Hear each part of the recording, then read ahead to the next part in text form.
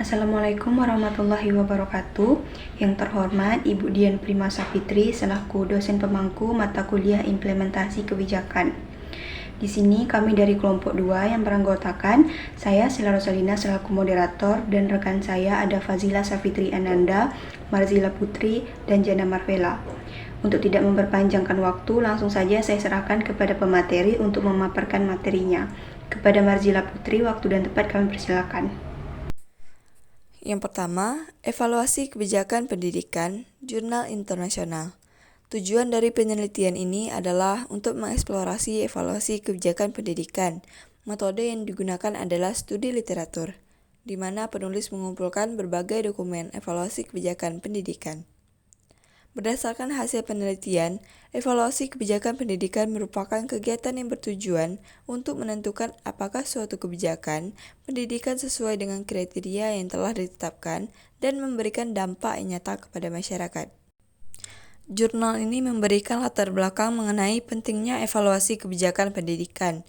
Pada jurnal tersebut juga menjelaskan bahwa evaluasi merupakan bagian integral dari pengembangan kebijakan yang berfungsi untuk memastikan bahwa kebijakan yang diterapkan dalam memenuhi tujuan yang diharapkan. Relevansi penelitian ini dalam konteks pendidikan saat ini, serta tujuan dari penelitian ini, yaitu untuk mengeksplorasi bagaimana evaluasi kebijakan pendidikan dilakukan dan dampaknya terhadap masyarakat. Poin penting pada jurnal, yang pertama itu evaluasi kebijakan, yang kedua kriteria kebijakan, yang ketiga dampak sosial.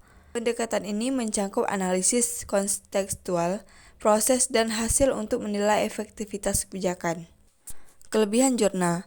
Jurnal ini sangat relevan dengan kondisi pendidikan saat ini, terutama dalam konteks perubahan kebijakan yang cepat.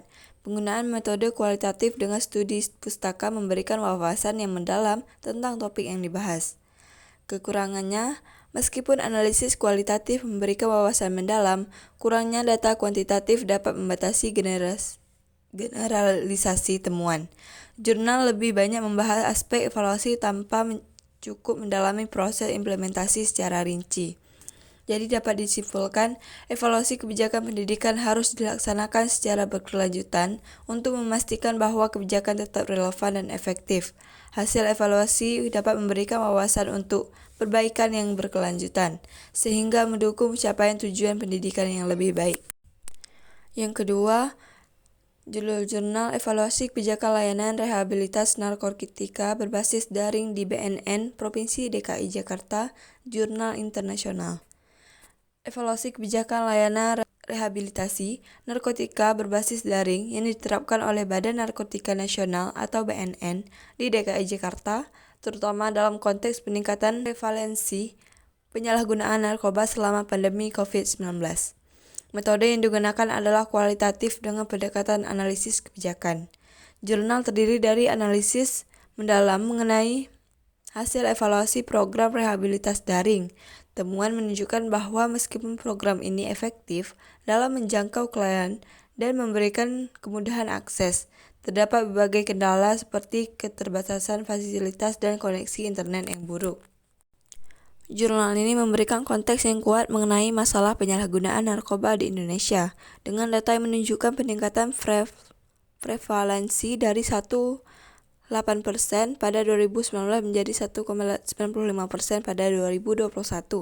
Penulis menyajikan argumen bahwa situasi pandemi telah memperburuk masalah ini dan bahwa BNN perlu beradaptasi dengan menerapkan layanan rehabilitasi daring.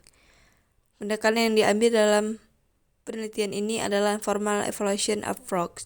Ini mencangkup identifikasi kendala yang dihadapi dalam pelaksanaan program rehabilitasi daring. Kelebihan jurnal ini sangat relevan dengan konteks saat ini, mengingat pergeseran kelayanan daring akibat pandemi. Penggunaan wawancara mendalam memberikan wawasan yang kaya tentang pengalaman peserta. Menyoroti penggunaan teknologi dalam rehabilitas merupakan langkah maju dalam mengatasi tantangan rehabilitas. Kekurangan jurnal, kurangnya data kuantitatif membuat sulit untuk mengukur efektivitas program secara objektif. Penelitian tidak cukup mendalami bagaimana keterbatasan teknologi mempengaruhi partisipasi dan hasil rehabilitasi. Meskipun ada analisis mendalam tentang pengalaman peserta, kurangnya perbandingan dengan program rehabilitas konvensional dapat membatasi pemahaman tentang kelebihan dan kekurangan masing-masing metode. Kesimpulan, penulis merekomendasikan adopsi lebih lanjut dari layanan rehabilitasi daring sebagai modalitas untuk meningkatkan aksesibilitas dan efektivitas program. Penulis menekankan pentingnya integrasi teknologi dalam pelayanan kesehatan untuk menghadapi tantangan di era digital. Baik, untuk materi selanjutnya akan dibahas oleh Fazila Safitri Ananda.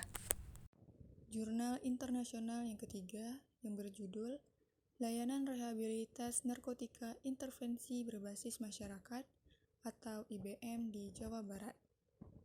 Jurnal ini memberikan gambaran penting mengenai masalah penyalahgunaan narkoba di Indonesia dengan pendekatan pada situasi di Jawa Barat. Penulis menyajikan data yang menunjukkan tingginya prevalensi penyalahgunaan narkoba dan dampak negatif terhadap masyarakat.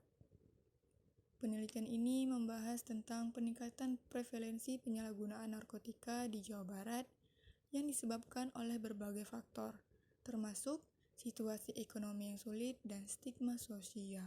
Tujuan penelitian ini ialah untuk mengevaluasi kebijakan layanan rehabilitasi narkotika IBM di Jawa Barat dengan fokus pada efektivitas dan kendala-kendala yang dihadapi. Metode yang digunakan dalam penelitian ini adalah kualitatif dengan pendekatan evaluasi kebijakan. Penelitian ini mengumpulkan data melalui wawancara mendalam dengan pemangku kepentingan, observasi lapangan, dan analisis dokumen terkait kebijakan rehabilitasi. Pendekatan yang diambil adalah analisis kebijakan dengan fokus pada evaluasi formal. Penulis menggunakan kerangka kerja yang mencakup aspek input, proses, dan output dari program rehabilitasi.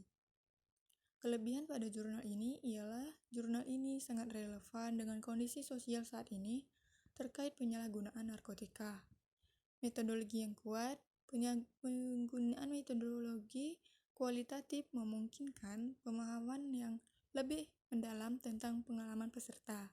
Kekurangan pada jurnal ini adalah keterbatasannya data. Meskipun data kualitatif memberikan wawasan, kurangnya data kuantitatif dapat membatasi generalisasi hasil.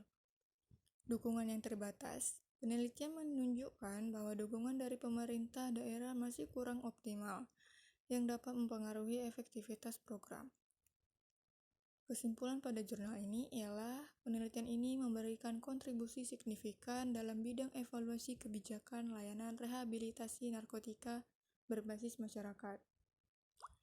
Meski ada beberapa kelemahan dalam metodologi dan deskripsi detail, temuan utama menunjukkan bahwa model IBM efektif dalam meningkatkan aksesibilitas dan efisiensi layanan. Jurnal nasional yang pertama yang berjudul Internasionalisasi Universitas Brawijaya dalam rangka menuju World Class University. Jurnal ini membahas pentingnya peran universitas dalam mendukung internasionalisasi di era globalisasi, terutama di bidang pendidikan dan teknologi informasi. Universitas Brawijaya berkomitmen untuk menjadi universitas berkelas dunia dengan menerapkan kebijakan internasionalisasi yang tepat sasaran. Metode penelitian yang digunakan adalah evaluasi kualitatif, di mana peneliti melakukan analisis terhadap input, proses, dan output dari kebijakan internasionalisasi.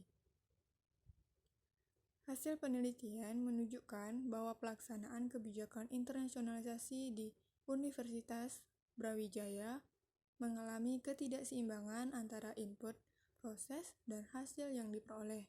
Pendekatan yang digunakan adalah penelitian ini berfokus pada evaluasi kebijakan berdasarkan kerangka kerja yang mempertimbangkan 3 aspek utama, yaitu adalah input, proses, dan output.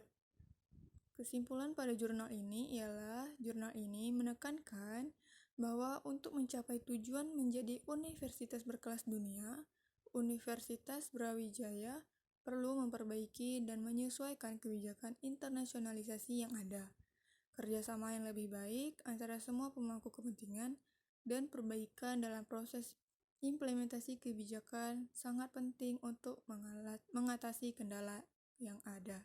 Baiklah, untuk selanjutnya akan dibacakan oleh Jana Marvella. Yang kedua yaitu konsep umum evaluasi kebijakan. Pendahuluan, jurnal ini menjelaskan pentingnya evaluasi kebijakan dalam memastikan bahwa kebijakan yang diterapkan dapat mencapai tujuan yang telah ditetapkan.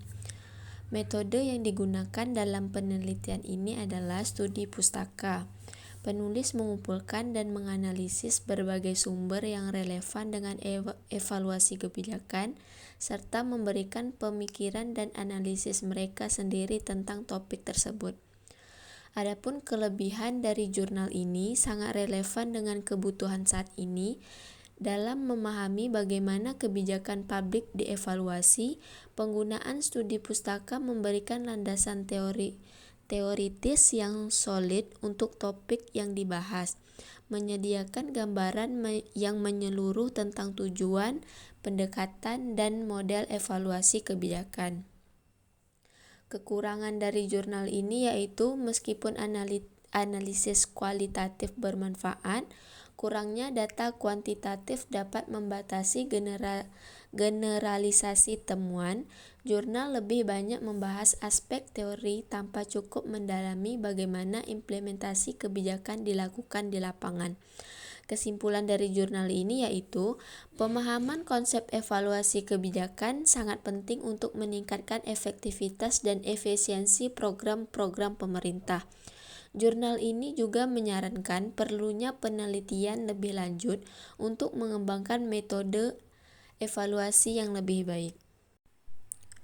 Jurnal nasional yang ketiga yaitu judul Evaluasi Kebijakan Publik dalam Mendorong Inklusi Sosial, Tinjauan dari Perspektif Kebijakan Publik. Abstrak, tujuan untuk mengevaluasi implementasi kebijakan publik, khususnya bantuan pangan non-tunai (BPNT) dalam konteks inklusi sosial di Kelurahan Bendul Merisi, Kecamatan Wanokolo, Kota Surabaya. Pendahuluan, jurnal ini memberikan konteks yang jelas mengenai pentingnya inklusi sosial dalam kebijakan publik. Penulis menjelaskan bahwa kebijakan publik yang inklusif bertujuan untuk mengurangi kesenjangan sosial dan memastikan semua individu memiliki kesempatan yang sama untuk berpartisipasi dalam pembangunan. Metode yang digunakan dalam penelitian ini adalah deskriptif dengan pendekatan kualitatif.